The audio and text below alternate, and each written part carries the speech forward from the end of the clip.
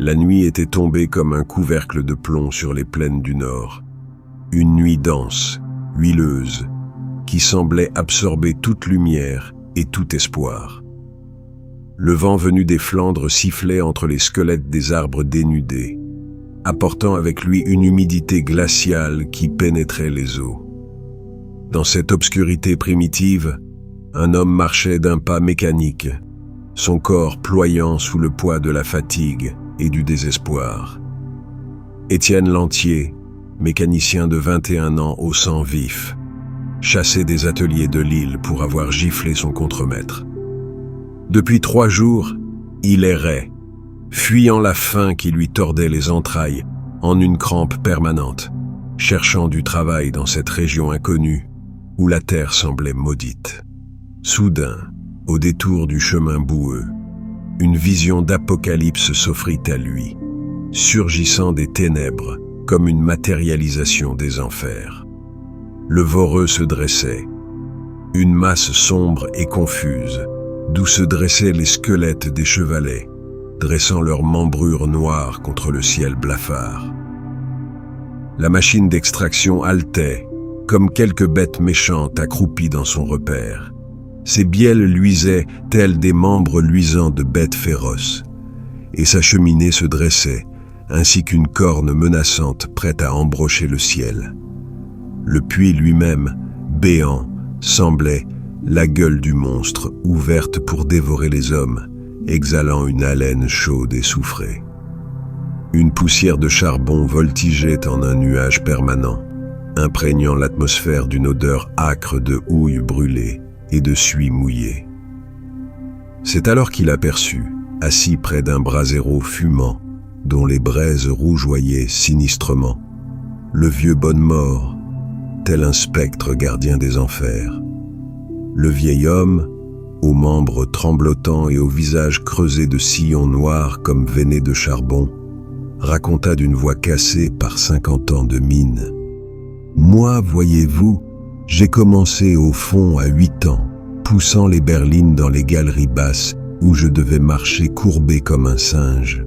Mon père est mort dans un éboulement à la veine filonnier, écrasé sous des tonnes de roches. Mon grand-père a eu les 2 jambes broyées par une berline déraillée. Et moi, je crache tellement de charbon que le médecin dit que j'en ai 3 kilos dans le corps. » Chaque mot était ponctué d'une quinte de toux rauque qui ramenait des glaires noirâtres, épaisse mixture de poussière de charbon et de mucosité. Quand la cloche sonna la relève de nuit, son timbre lugubre résonnant dans l'air glacé, une armée fantomatique émergea progressivement des ténèbres. Les mineurs apparurent un à un, couverts d'une croûte de poussière noire, les yeux seuls brillant dans des visages noircis comme masques de suie. Marchant d'un pas traînant de fatigue extrême, leurs épaules voûtées par le poids invisible de la misère. C'est parmi cette procession d'ombres que Étienne aperçut Catherine, une herscheuse de 15 ans, mince et pâle comme une fleur poussée à l'ombre, dont le regard clair et la frêle silhouette le frappèrent au cœur avec la force d'une révélation. Sans savoir pourquoi, il sentit confusément que son destin venait de croiser le sien dans ce pays de ténèbres. La première descente fut une initiation terrifiante aux entrailles de la terre, un voyage au centre d'un enfer industriel. La cage, suspendue à son câble frémissant comme un fil de vie précaire, s'engouffra dans le puits avec un grincement sinistre de métal fatigué. On tombait dans un vide sans fond, sans que les parois du puits fussent visibles, effleurées seulement par le va-et-vient du câble qui semblait le dernier lien avec le monde des vivants. La température montait progressivement, par paliers angoissants.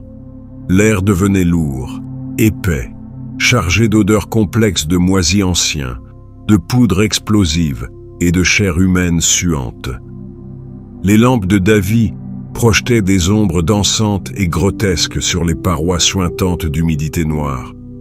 Au fond, à 300 mètres sous terre dans les entrailles du monstre, un nouveau monde se révélait, effrayant et fascinant, un dédale de galeries basses, où il fallait marcher courbé en deux comme des bêtes de somme, les boisages craquant sinistrement à chaque pas, comme les os d'un géant mourant.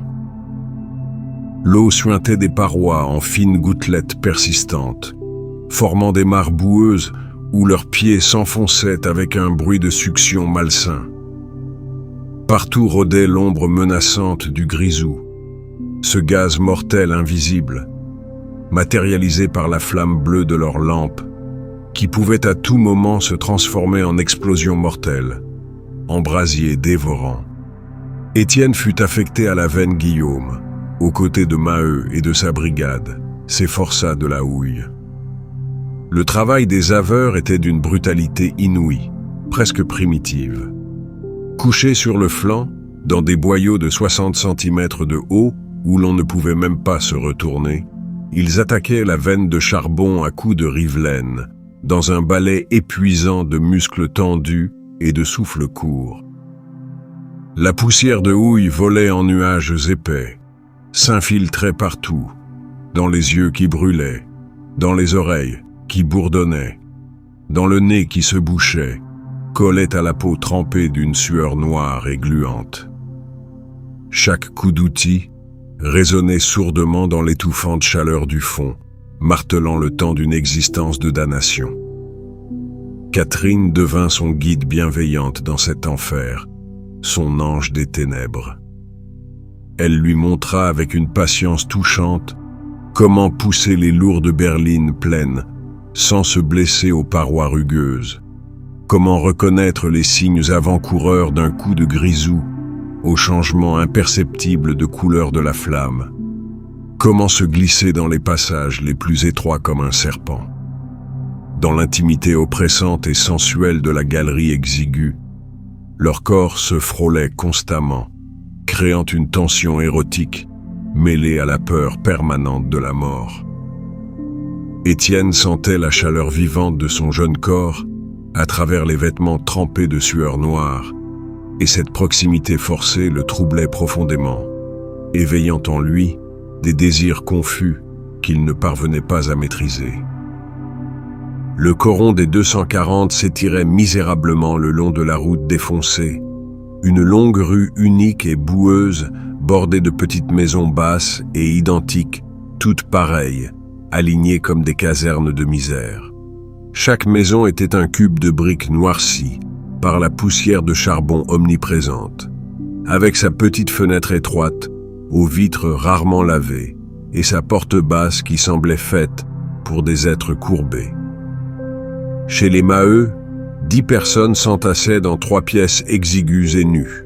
Le père et la mère, les 7 enfants dont Catherine, et le grand-père Bonnemort, formant une humanité grouillante et misérable, un microcosme de la condition ouvrière. La Maheude, femme de Maheu, au visage prématurément vieilli, incarnait la résignation active des femmes de mineurs, ces héroïnes silencieuses de la misère. Elle gérait les quelques sous du salaire avec une angoisse calculée qui creusait son visage. Faut pourtant que ça dure jusqu'à samedi. Le loyer à la compagnie, les outils à payer, le marchand de couleurs, la dette chez Maigrat. Le repas du soir était un rituel de misère organisé. Du pain sec trempé dans de l'eau chaude légèrement salée, parfois un mince morceau de la rance, souvent seulement des pommes de terre bouillies sans beurre. Les enfants, le ventre creux et ballonné, se battaient pour les miettes, leurs yeux brillants de faim chronique dans des visages pâles et tirés. L'alcool devenait l'unique échappatoire à cette existence sordide, l'opium du peuple des mines. Le père Maheu allait chaque soir chez Rasseneur boire des petits verres de genièvre qui le grisaient, sans le désaltérer, et qui entretenaient en lui une amertume sombre et résignée. Le cabaret, avec son odeur âcre de bière renversée et de tabac froid, était le seul lieu de sociabilité véritable, où s'échangent les rancœurs accumulées et les espoirs déçus, où se forgeait une solidarité de misère face à l'adversité commune. La nuit, l'intimité devenait cauchemardesque, une promiscuité angoissante. Dans la chambre unique aux murs nus, les corps s'entassaient sur des paillasses usées et minces. Les respirations se mêlaient dans l'air confiné et fétide. Catherine et Étienne devaient partager le même lit étroit, créant une gêne sensuelle insupportable qui tourmentait le jeune homme. Il sentait la chaleur animale de son corps frêle à travers la mince cloison des draps rapiécés, entendait son souffle régulier dans le silence de la nuit, et cette proximité forcée éveillait en lui des désirs confus et violents qu'il ne parvenait pas à maîtriser. Contraste brutal et presque insupportable avec la maison des Grégoire, actionnaires oisifs de la compagnie, installés dans leur propriété de la Piolaine, véritable oasis de luxe au milieu du désert de misère. Ici, tout n'était que calme étudié et opulence discrète. Les pelouses bien entretenues comme des tapis verts, les allées de gravier blanc crissant sous les pas, la maison spacieuse aux meubles cirés et aux tentures lourdes. Leur richesse était douce, oisive, héritée de génération en génération sans effort, comme allant de soi. Ils aimaient leurs mineurs avec la condescendance des maîtres bienveillants qui ignorent tout de la vraie misère. Ce sont de grands enfants, heureux quand on les dorlote, et qu'il ne faut pas trop contrarier de peur qu'ils ne deviennent méchants. Monsieur Hennebeau, le directeur de la mine au visage fatigué, incarnait la bourgeoisie éclairée mais impuissante, coincée entre ses remords et ses obligations. Il connaissait la misère des mineurs, comprenait intellectuellement leurs revendications, mais se sentait prisonnier d'un système économique qu'il ne pouvait changer. Son malheur personnel, une femme qui le trompait ouvertement avec son neveu Paul Négrel, le rendait plus humain, plus compatissant, mais tout aussi impuissant face à l'engrenage implacable de l'exploitation capitaliste. Paul Négrel, l'ingénieur sorti de l'école des mines au mental froid de scientifique, représentait la nouvelle génération cynique et positiviste. Pour lui, les mineurs étaient une race inférieure, abrutis par le travail musculaire et l'alcool, qu'il faut mater fermement pour le bien de tous. Sa liaison scandaleuse avec Madame Hennebeau symbolisait la corruption morale de cette bourgeoisie décadente, plus préoccupée de ses plaisirs égoïstes que du sort des travailleurs qui faisaient à leur richesse. La visite de Cécile Grégoire au coron, portant des vêtements usagés pour les pauvres Maheu, comme on jette des restes à des chiens, était une scène d'une ironie cruelle et amère. Sa bienveillance ignorante, ses gestes de charité condescendante, ses étonnements naïfs devant la misère, soulignaient l'abîme infranchissable entre ces deux mondes qui vivaient côte à côte sans jamais se comprendre, séparés par des siècles de préjugés et de privilèges. Étienne s'installa définitivement chez les Maheu, partageant leur vie étroite, leur misère organisée, leurs espoirs tenaces. Les soirées au coron, après l'épuisement physique du travail exténuant, devinrent peu à peu des moments d'éveil politique intense et de fermentation intellectuelle passionnée. Il découvrit le socialisme naissant à travers des brochures clandestines que lui prêta Pluchart, un ancien camarade devenu militant actif de l'Internationale. Ces lectures le transportaient dans un monde nouveau. C'était une évocation brusque de la justice sociale, une vision de société nouvelle où tous seraient frères et où le travail serait honoré, qui le soulevait d'une espérance quasi religieuse, d'une ferveur de néophyte. Face à lui, Rasseneur prêchait la modération et la patience, la voie réformiste. L'ancien mineur devenu cabaretier incarnait le réformisme prudent des désillusionnés. On n'obtient rien par la violence qui effraie les bourgeois. Il faut discuter patiemment, négocier avec calme, faire preuve de sagesse, et de modération. Mais son échec passé lors d'une grève avortée le discréditait aux yeux des plus jeunes, assoiffés de changements radicaux et immédiats, fatigués des promesses non tenues. Souvarine, l'aristocrate russe devenu anarchiste après l'exécution de sa bien-aimée par le tsar, représentait l'extrémisme nihiliste et pur. Dans son réduit misérable, entouré de ces lapins blancs qu'il chérissait comme les seuls êtres purs dans ce monde corrompu, il prônait la destruction totale avec une logique implacable. Tout abattre, tout brûler, tout anéantir. Et quand il n'y aura plus rien, plus aucune institution, plus aucune morale, peut-être que quelque chose de vraiment bon et pur repoussera des cendres. Son regard pâle et fixe, ses gestes mesurés, fascinaient et effrayait tout à la fois.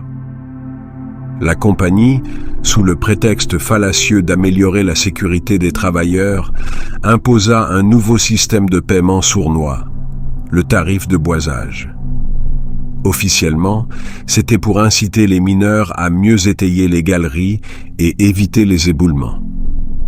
En réalité, c'était une baisse déguisée des salaires, un calcul machiavélique pour augmenter les profits des actionnaires en rognant sur la paye déjà misérable des travailleurs. Dans chaque foyer du coron, on se livra à des calculs fébriles, angoissés, autour de la table nue. Avec ce système, expliquait Maheu le visage sombre et désespéré, on va gagner 2 francs de moins par quinzaine. 2 francs, c'est 2 kilos de pain. C'est un repas pour les enfants. La Maheude, d'abord résignée comme à son habitude, commença à s'indigner profondément, sa colère longtemps contenue éclatant enfin avec une force terrible. Est-ce qu'on se fout du monde? Nous faire crever de faim maintenant, après tout ce qu'on a donné à cette compagnie de voleurs, notre santé, notre jeunesse, notre vie. La révolte gronda sourdement, d'abord dans les cœurs ulcérés, puis dans les conversations à voix basse derrière les portes closes. Les réunions s'organisèrent progressivement, prenant de l'ampleur comme un feu qui couve. D'abord discrètes, presque clandestines, chez Rasseneur, autour de chopes de bière brune, puis de plus en plus nombreuses, plus audacieuses, dans la forêt de Vandame, à la lueur tremblotante des lampes de mine.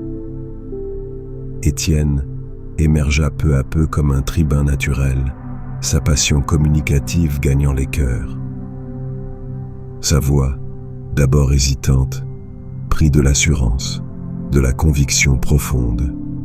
Il parla d'internationale des travailleurs, de grève générale libératrice, de société sans classe où tous seraient égaux, ces mots simples mais enflammés, trouvant un écho profond dans le cœur des affamés et des exploités. Le 1er décembre, par un matin glacial, le travail s'arrêta brusquement, comme un souffle retenu. D'abord, ce fut comme une fête inattendue, une libération paradoxale. On dormit enfin à sa guise. On se reposa véritablement pour la première fois depuis des années, les corps se détendant lentement. Les enfants jouèrent au soleil pâle de l'hiver, leur rire cristallin résonnant étrangement dans le coron habituellement silencieux et désert le jour. Puis les semaines passèrent, lentes et lourdes. La caisse de prévoyance, si maigrement alimentée par les cotisations des mineurs, s'épuisa rapidement, vidée par les besoins élémentaires. La faim, d'abord supportable comme une vieille connaissance, devint une présence obsédante, tenaillante, une compagne constante. Les ventres se mirent à crier leurs souffrances atroces, les visages se creusèrent, les yeux s'enfoncèrent dans les orbites comme des braises dans la cendre. La faim devint une entité vivante et malfaisante, rôdant dans chaque maison, s'installant à chaque table vide, planant sur le coron tout entier. La Maheude déploya des trésors d'inventions désespérées pour nourrir sa famille nombreuse. Elle cuisina des soupes aux herbes folles ramassées dans les champs gelés, fit griller du pain rassis jusqu'à ce qu'il devienne dur comme pierre, inventa des mixtures improbables avec les derniers légumes racines du jardin glacé. Mais bientôt, il n'y eut plus rien. Plus la moindre miette, plus le plus petit morceau de pain. La solidarité s'organisa tant bien que mal entre voisins unis dans le malheur, mais les ressources manquaient partout. La disette était générale. On partagea le peu qu'on avait, jusqu'à ce qu'il n'y ait plus rien du tout à partager, plus que des regards désespérés. Maigrat, l'épicier du coron au ventre bedonnant, devint le profiteur cynique de cette misère généralisée, le vautour se nourrissant des cadavres encore chauds. Il échangea de la nourriture contre des faveurs sexuelles, exploitant la détresse atroce des femmes désespérées pour leurs enfants. Sa boutique, pleine de denrées qu'il refusait de vendre à crédit, était à la fois haïe, viscéralement, et nécessaire comme l'air qu'on respire, symbole de la dégradation morale absolue engendrée par la faim qui tenaille. Les femmes, d'abord résignées comme elles l'avaient toujours été, devinrent peu à peu les furies implacables de la grève, leurs visages transformés par la colère. La brûlée, dont le mari était mort au fond, dans un coup de grisou terrible, incarna la haine pure et simple, la vengeance sans merci contre les bourreaux. Elle poussa à la violence libératrice, traita les tièdes de lâches avec un mépris féroce, ses yeux injectés de sang brillant d'une fureur destructrice et sacrée. Le matin du 15 janvier, par un froid sibérien qui glaçait jusqu'aux os, la foule se mit en marche lentement, comme un réveil géologique. Ce fut d'abord un petit groupe hésitant autour d'Étienne. Puis le torrent humain grossit à chaque coron, à chaque maison, à chaque regard croisé. Ils furent bientôt 2000, 3000 peut-être, hommes au visage fermé et déterminé, femmes au regard fiévreux et résolu, enfants au ventre ballonné par la faim atroce, tous hâves, dépenaillés, formant une armée de spectres en colère, surgis des enfers. Ils descendirent d'abord vers le Voreux, cette gueule béante qui les avait dévorés si longtemps, où ils coupèrent les câbles d'extraction avec une rage méthodique, brisèrent les lampes comme des symboles, saccagèrent les installations de surface dans un défoulement collectif. Puis ce fut le déferlement irrésistible sur les autres puits, Crève-Cœur, Mirou, Madeleine. Partout, le même spectacle de destruction méthodique, rageuse, comme si la violence accumulée pendant des générations d'exploitation impitoyable se libérait enfin dans un torrent de colère pure. La bande devint peu à peu une meute déchaînée, une bête collective aux 1000 têtes.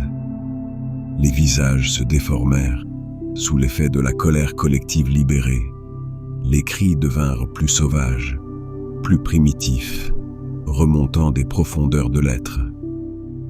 Chaval, le rival jaloux d'Étienne, au cœur mesquin, chercha à prendre la tête du mouvement pour assouvir sa vanité, poussant à une violence encore plus grande, plus aveugle. Les mots se firent rauques, menaçants, chargés de toute la haine accumulée. Du pain, à mort les bourgeois, à mort les exploiteurs. L'arrivée à Montsou fut le choc brutal et sanglant de deux mondes qui s'étaient toujours ignorés, séparés par des siècles de préjugés.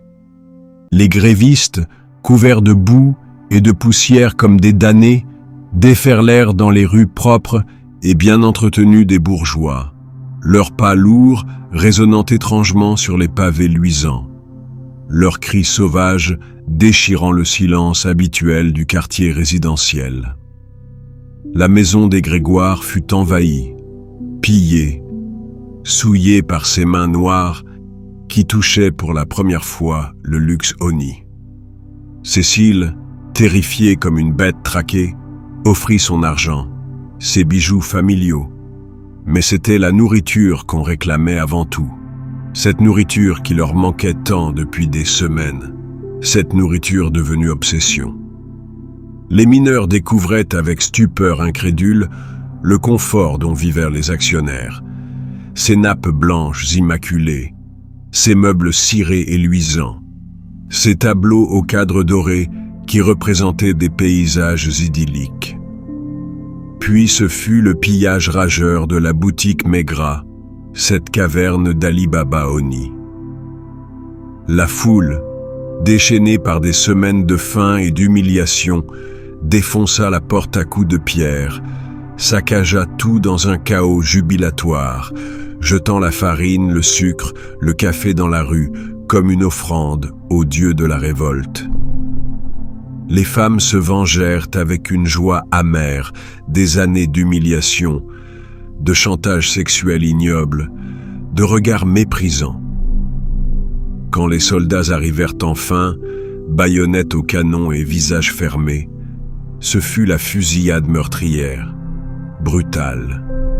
Maheu tomba, frappé en pleine poitrine, son sang rouge et vif, éclaboussant la neige immaculée comme une fleur mortelle. La répression fut brutale, impitoyable, sans pitié. Les meneurs furent pourchassés comme du gibier, arrêtés, jetés en prison. La grève était brisée dans le sang et les larmes, noyée dans la violence d'État. Le retour au travail fut une humiliation amère, un renoncement douloureux, une capitulation devant la force brute. Les mineurs redescendirent dans la mine, tête basse comme des bêtes battues, sous le regard méprisant des porions et la surveillance renforcée des gardes armés. La compagnie imposa son talon de fer avec une froideur calculée, implacable. Renvoi des meneurs dont Étienne devenu paria, baisse générale des salaires déjà misérables, système de surveillance et de délation généralisée. Chez les Maheu, le deuil déchirant s'ajouta à la misère déjà insupportable, cumulant les malheurs. La Maheude avait perdu son mari adoré et 2 de ses enfants chéris, fauchés dans la fleur de l'âge. Son visage s'était durci comme pierre. Ses cheveux avaient blanchi en quelques semaines comme sous l'effet d'un sortilège. Ses épaules s'étaient voûtées davantage sous le poids écrasant du chagrin et de l'injustice. Elle incarnait désormais la résignation désespérée de ceux qui ont tout perdu et n'ont plus rien à espérer. On n'est pas les plus forts, on ne l'a jamais été. Ils ont les fusils, l'argent, la loi, tout. Nous n'avons que nos bras et notre faim.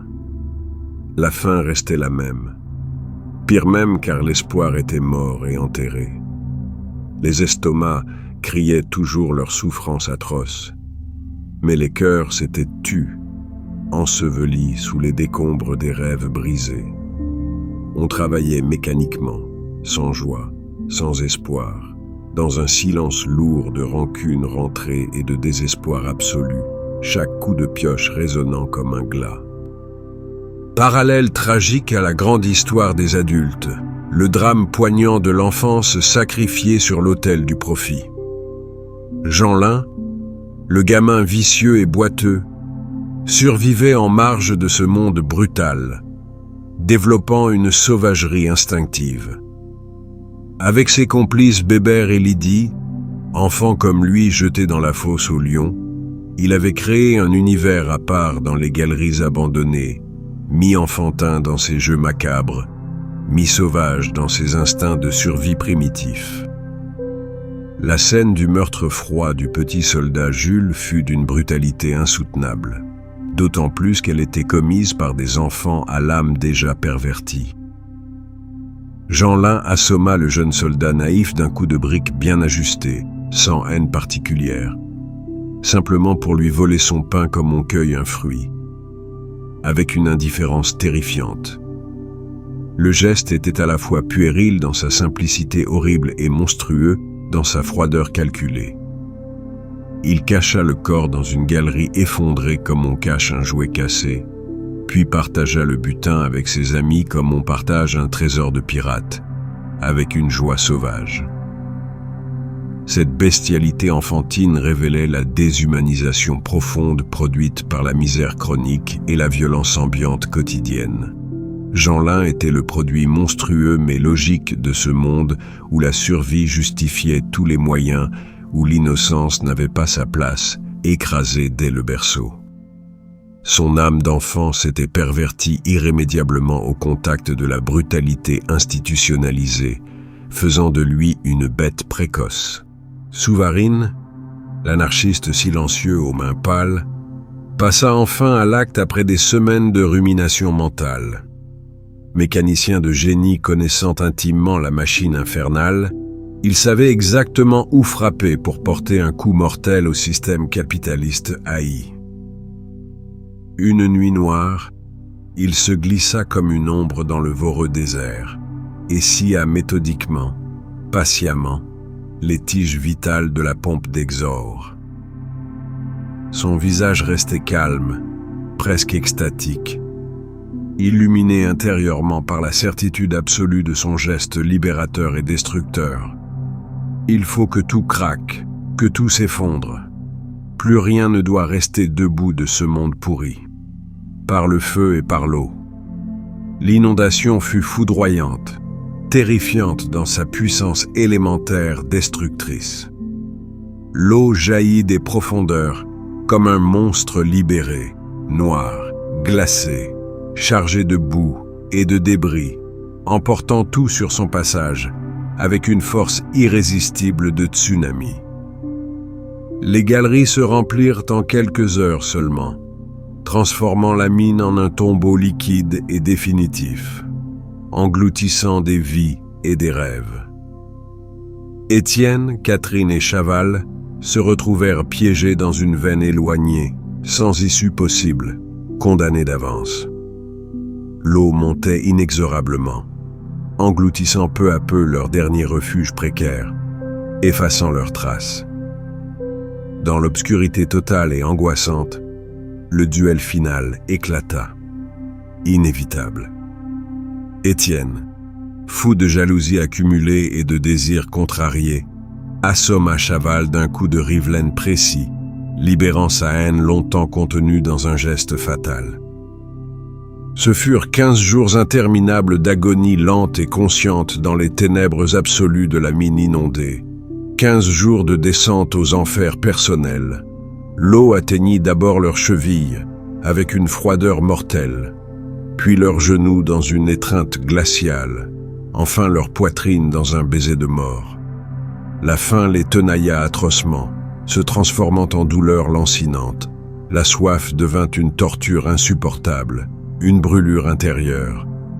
Ils léchèrent la paroi humide comme des bêtes, burent l'eau croupie qui les entourait, en sachant le poison, leur corps se vidant peu à peu de ses forces vitales. Catherine dépérit lentement, inexorablement, sa frêle silhouette d'oiseau blessé se consumant dans les ténèbres épaisses. Sa respiration devint de plus en plus faible, sifflante. Ses mains fines se firent glacées, translucides. Dans leurs derniers instants volés à la mort, elle et Étienne s'aimèrent enfin, union charnelle désespérée et tendre dans la tombe humide qui les engloutissait, étreinte ultime contre l'oubli. Sa mort fut douce, presque apaisée, comme une délivrance bienvenue après tant de souffrances. Elle s'en allait, comme partie en rêve, le visage calme et serein dans la mort, libérée enfin. Quand les sauveteurs les retrouvèrent enfin, après des jours d'efforts surhumains et d'espoir fou, Étienne était le seul survivant miraculeux, hagard, méconnaissable, transformé à jamais par l'épreuve indicible. Son corps était vivant, mais son âme était restée dans les profondeurs avec Catherine, dans cet amour impossible. Étienne ressortit des enfers miniers, seul survivant de ce drame collectif, revenant des morts. Le soleil d'avril le blessa aux yeux non habitués. L'air pur lui parut irrespirable après l'atmosphère confinée et viciée de la mine. Il quitta Montsou, ce pays de souffrance et de mort qui lui avait tout pris, mais s'arrêta une dernière fois sur la colline qui dominait la plaine, pour un adieu poignant. Sous ses yeux, le paysage noir de suie et de misère s'étendait, mais la vie obstinément renaissait, têtue. Les arbres bourgeonnaient de minuscules points verts, les champs verdissaient imperceptiblement. Les oiseaux chantaient leur hymne à la vie éternelle. C'était Germinal, le mois des semences et des renouveaux dans le calendrier révolutionnaire. Le temps sacré où la terre féconde enfante ce qui nourrira les hommes nouveaux. Il marcha résolument vers Paris, vers de nouveaux combats inévitables, vers d'autres luttes à venir. Dans son cœur meurtri mais toujours combatif, la certitude inébranlable que la révolution finirait par venir, tôt ou tard. Des hommes poussaient dans l'ombre, une armée noire et silencieuse, vengeresse, qui germait lentement dans les sillons de la souffrance, et qui germerait bientôt pour les moissons du siècle futur, mûres pour la justice. Les mineurs avaient repris le travail, courbés sous le joug comme avant, meurtris dans leur chair et leur âme par l'échec, mais non définitivement vaincus dans leur essence. Le Voreux avait été comblé, scellé comme une plaie purulente qu'on cautérise, mais un nouveau puits s'ouvrait plus loin, et le cycle infernal de l'exploitation recommençait, éternel recommencement. Pourtant, quelque chose d'essentiel avait changé dans les profondeurs de la terre et dans les cœurs des hommes, une mutation souterraine. Les coups de Rivelaine résonnaient plus sourdement, chargés d'une colère rentrée qui mijotait lentement comme un volcan. Les regards échangés dans la pénombre des galeries disaient l'attente patiente mais certaine, la certitude d'une revanche à venir dans l'histoire. La terre elle-même semblait grosse de cette justice future promise, lourde des espoirs qu'elle portait en son sein comme un enfantement. Chaque grain de blé qui levait péniblement, chaque bourgeon qui éclatait au printemps timide, annonçait la moisson prochaine des revendications et des droits enfin conquis. L'hiver long et rude de l'exploitation avait glacé les cœurs, mais le printemps de la justice venait, inexorable comme la sève. L'humanité tout entière en travail enfantait douloureusement son avenir radieux, et les douleurs de l'enfantement annonçaient la vie nouvelle qui allait naître. Germinal était cette prophétie terrible et belle, ce chant funèbre et cet hymne à la vie éternelle, cette épopée de la souffrance et de l'espérance tenace, la mort qui engendre la renaissance, la nuit noire qui précède l'aurore, la souffrance atroce qui accouche de la justice promise. Dans le grondement sourd des mines et le silence résigné des corons, dans la faim qui tenaille et l'espoir qui persiste contre toute raison, Zola avait saisi le pouls même de l'humanité en marche vers son destin, capturé l'essence de la lutte éternelle entre l'oppression et la liberté.